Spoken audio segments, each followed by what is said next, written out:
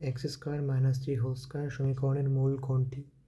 এখন মূল জিনিসটাকে এটা বুঝতে হবে। মূল হলো, ধরলাম এখানে অনেকগুলা চলক আছে যার উপরে অনেকগুলা পাওয়ার। তার মূল হলো মূলত সবচেয়ে বেশি পাওয়ারযুক্ত।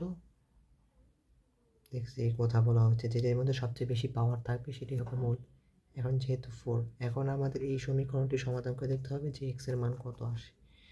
এখন এখানে যদি আমরা -3 square x square -2 into x square into 3 plus 3 square, এখন আমরা যদি এখানে করি x⁴ -2 into 3 x square plus 9।